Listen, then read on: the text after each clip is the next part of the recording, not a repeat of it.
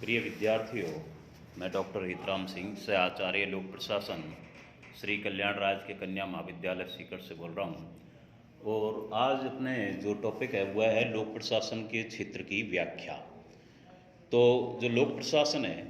इस लोक प्रशासन के अर्थ और परिभाषाओं के बाद इसकी जो क्षेत्र की जहाँ तक बात आती है, तो इसका जो स्कोप है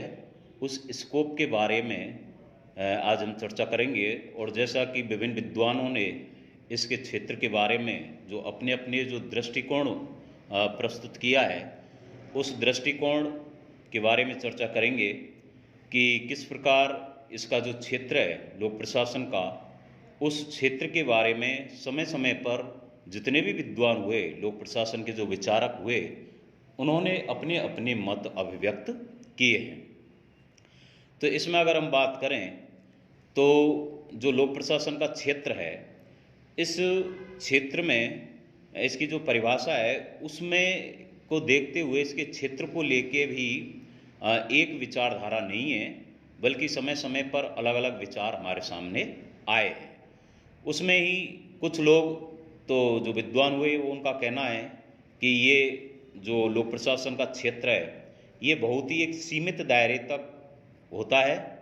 और सीमित दायरे का मतलब एक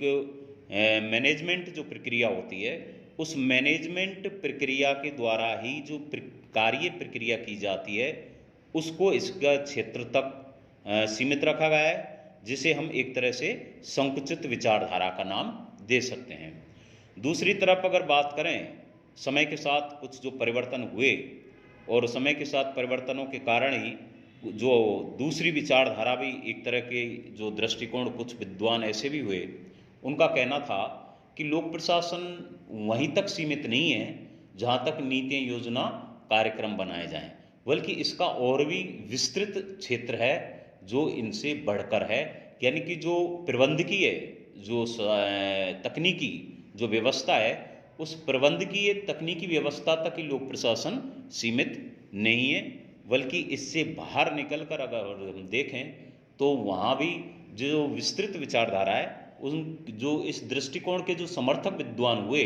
उनका यही कहना था कि लोक प्रशासन एक अपने आप में सीमित दायरे तक नहीं, बल्कि इसका बाहरी जो दायरा है वो व्यावहारिक रूप में अगर हम बात करें तो जो मानवीयता, जो मानवीय संबंध, जिसे हम इनफॉर्मल रिलेशन के नाम से भी जानते हैं, जो अनौपचारिक संबंध होते हैं, यानी कि एक तो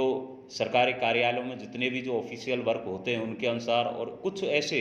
जहां आप अपनी समस्याओं का निदान आराम से बातचीत करके या बैठकर जो समस्याओं का निदान हो सकता है। तो इस प्रकार की जो प्रक्रिया, यानी कि इस प्रकार का जो दायरा है, वो जो विस्तृत विचारधारा के जो विद्वान जितने भी जो समर्थक हुए, उनका कहना था कि एक निश्चित दायरे के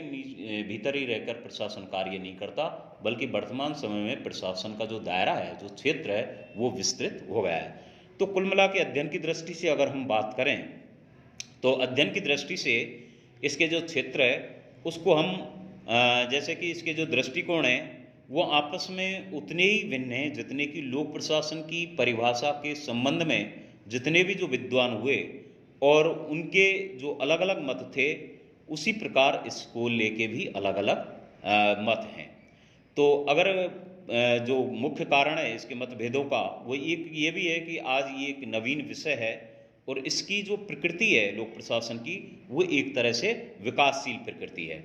और विकासशील प्रकृति होने के कारण ही आज जिस विषय का अगर हम बात करें तो जो निरंतर परिवर्तन हो रहा है, जो निरंतर गतिशीलता देखने को मिल रही है, तो उसके क्षेत्र के संबंध में भी जो विचारक हैं, उन विचारकों में मतभेद होना भी स्वाभाविक है। तो वर्तमान समय में अगर हम बात करें तो आज जो लोक प्रशासन का क्षेत्र है, उस क्षेत्र को अध्ययन की दृष्टि से अगर हम देखें एज ए पब्लिक एडमिनिस्ट्रेशन के स्टूडेंट के नाते, तो इसको अध्ययन की दृष्टि से मुख्यतः दो विचारधाराओं में हम विभाजित कर सकते हैं। तो इसमें जैसे मैंने बताया है कि एक तो है संकुचित विचारधारा और दूसरी है विस्तृत विचारधारा। जो संकुचित विचारधारा वाले जो विचारक हैं, जो विद्वान हैं, उनमें मुख्यतः लूथर गुलिक की भी एक गणना की जाती है, और लूथर गुलिक ने जो अपना प्रबंधकीय तकनीकों के आधार पर एक जो सिद्धांत प्रस्तुत किया था, वो पोस्ट कॉर्व था। पोस्ट कॉर्व जो सिद्धांत है वो, क्योंकि जो अंग्रेजी के जो शब्द हैं, पहले जो शब्द हैं प्रथम अक्षर, उन प्रथम अक्षर को मिला के जो पोस्ट कॉर्व जो शब्द था, जैसे P for planning, O for organisation, S for staffing, D for directing, Co for coordination, R for reporting, B for budgeting. तो इस प्रकार के जो ये जो 7 अक्षर अंग्रेजी के प्रथम अक्षरों के आधार पर जो इन्होंने जो सिद्धांत प्रस्तुत किया, जिसे लूथर गुलिक के पोस्ट कॉर्व सिद्धांत के नाम से जानते हैं। और इनका कहना था कि ये जो पोस्ट कॉर्व सिद्धांत है, इसी में ही लोक प्रशासन की जो क्षेत्र जो दायरा है वो संपूर्ण इसी में ही समावेश या समाहित किया गया है। ठीक, अगर बात करें विस्तृत विचारधारा वाले विद्वानों का, तो उनका कहना कि लोक प्रशासन का जो क्षेत्र है वो पोस्ट कॉर्व क्रियाएं ही तक सीमित नहीं है, बल्कि वर्तमान में जितनी भी जो सेवाएं और व्यावसायिक जो कार्य होते हैं वो जनता को जो प्रदान करते हैं, जैसे कानून और व्यवस्था, शिक्षा, कृषि, सार्वजनिक स्वास्थ्य, सामाजिक सुरक्षा, न्याय, प्रतिरक्षा आदि, इस प्रकार के जो कार्य किए जाते हैं ये भी लोक प्रशासन के ही क्षेत्र में रहते, दायरे में रहते हुए ही किए जाते हैं। तो कुल मिला के अगर हम बात करें तो लोक प्रशासन का जो क्षेत्र है वर्तमान समय में, ये जो हमारे सामने जो 2 विचारधाराएं हैं, उन विचारधाराओं के बारे में अध्ययन करना अनिवार्य या सुनिश्चित होता है। तो ये मोटे तौर पे अगर बात करें तो लोक प्रशासन में जो उपविभाग हैं, जैसे एक मान लो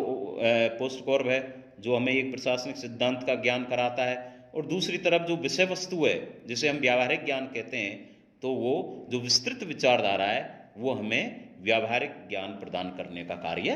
करता है। धन्यवाद।